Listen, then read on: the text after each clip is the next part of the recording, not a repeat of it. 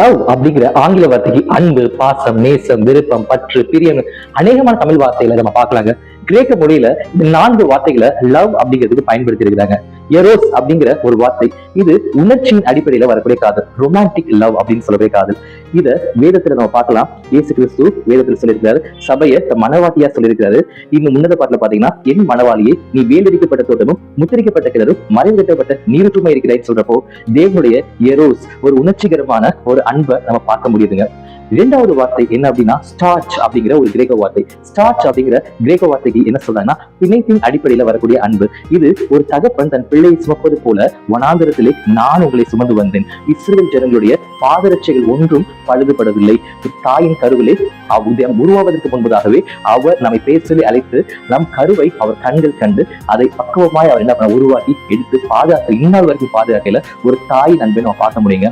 இந்த இடத்துல பாத்தீங்கன்னா நீங்க ஸ்டார்ச் அப்படிங்கிற பிணைப்பின் மூலியமா பாண்ட் மூலியமா வந்த ஒரு அன்பை நீங்க பார்க்கலாம். அப்பா பிதாவே என்று அழைக்கப்படும் புத்திர ஸ்வீகாரத்தின் ஆவியை நமக்கு தந்தருளினார். மூன்றாவது அன்பு பிலியு. இதை யூதாஸ் கோரியத்தை சிநேகிதனே அப்படின்னு அழைச்சார் இயேசுநாதர். அதே போல லாசரு, மரித்த லாசருவை உயிர்த்தெழ வைத்த அன்பு என்ன அப்படின்னா இந்த பிலியு அப்படிங்கிற சிநேகிதனுடைய அன்பு. அவர் இயேசு கிறிஸ்து பாவிகளின் சிநேகிதராக இருக்கிறப்போ பிலியு அன்பு அப்படிங்கிறத நம்ம பார்க்கலாங்க.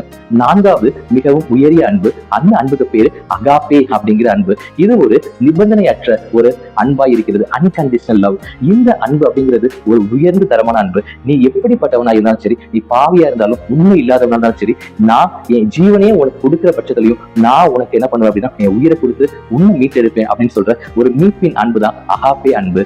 சோ இந்த 3 அன்புல நீங்க பாத்தீங்கன்னா எரோஸ் அப்படிங்கிறது உணர்ச்சியின் அடிப்படையில வருது, இரண்டாவது ஸ்டார்ச் அப்படிங்கிறது பிணைப்பின் அடிப்படையில வருது, மூன்றாவது பிலியோ அப்படிங்கிறது நட்பின் அடிப்படையில வருது, நான்காவது அகாப்பே மீட்பின் அடிப்படையில உங்கள் மேல் செலுத்தப்படும் அன்பாய் இருக்கிறது.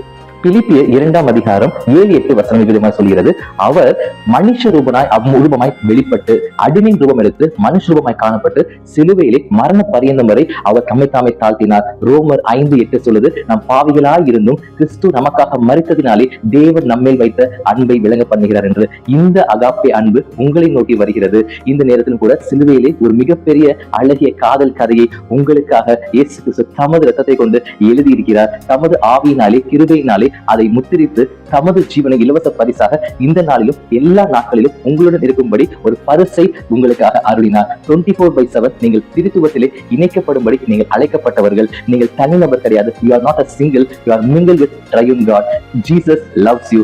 Amen.